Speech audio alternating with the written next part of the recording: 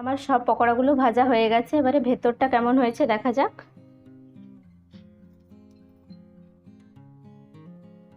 দেখুন ভেতরটা কিন্তু খুব সুন্দর হয়েছে, এবারে টেস্ট করব।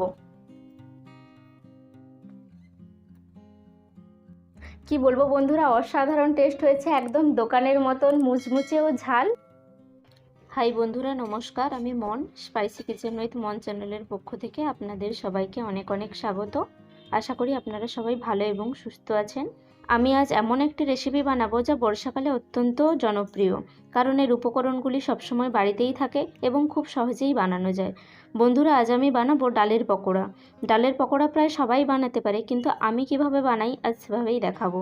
তো চলুন স্কিপ না করে পুরো ভিডিওটা দেখে নিই।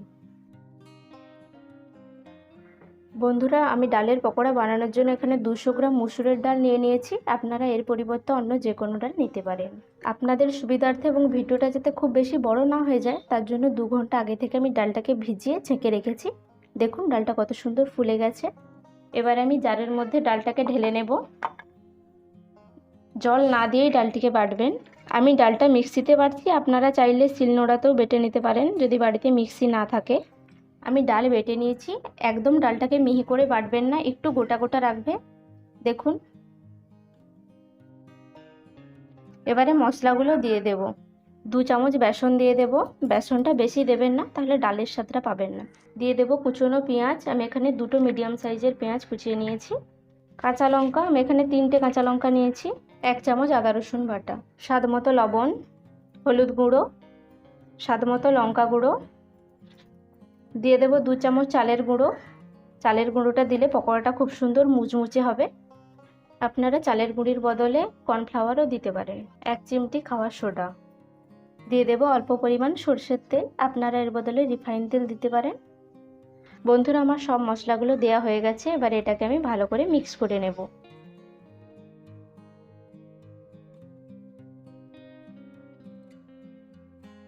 ভালো করে মিক্স করা হয়ে গেছে, এবারে এটাকে ভেজে নেব।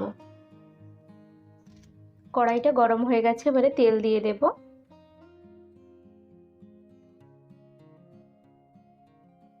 বন্ধুরা, আমি এখানে রিফাইন অয়েল ব্যবহার করেছি, আপনারা চাইলে ডালডা ব্যবহার করতে পারেন। তেল গরম হয়ে গেছে, এবার আস্তে আস্তে পকোড়াগুলোকে ছেড়ে দেব। দেখুন এভাবে একটু গোল করে নেব, তাহলে দেখতে সুন্দর লাগবে। এভাবে সব পকোড়াগুলোকে গোল গোল করে ছেড়ে দেব।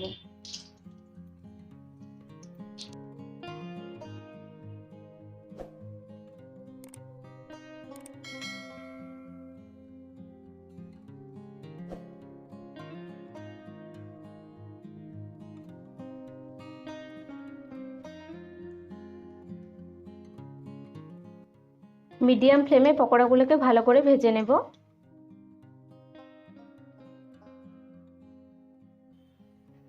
বন্ধুরা, পকোড়াটা ভাজা হচ্ছে হোক, আপনাদের একটা কথা বলি।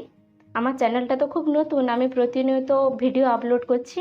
ভিডিওগুলো যদি আপনাদের ভালো লেগে থাকে তাহলে লাইক করবেন এবং কমেন্ট অবশ্যই করবেন। আপনাদের একটি কমেন্ট আমার এক ধাপ এগিয়ে যাওয়া। এবারে উল্টে দেব।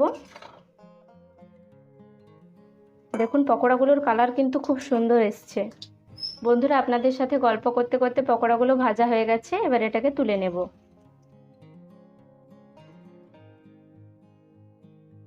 এরকম করে সব পকোড়াগুলো ভেজে নেব।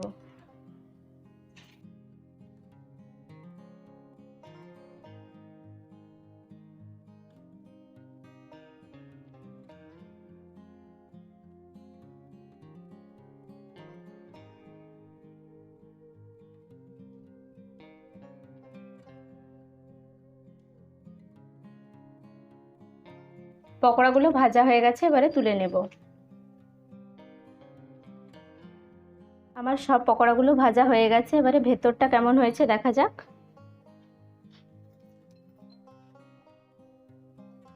দেখুন ভেতরটা কিন্তু খুব সুন্দর হয়েছে, এবারে টেস্ট করব।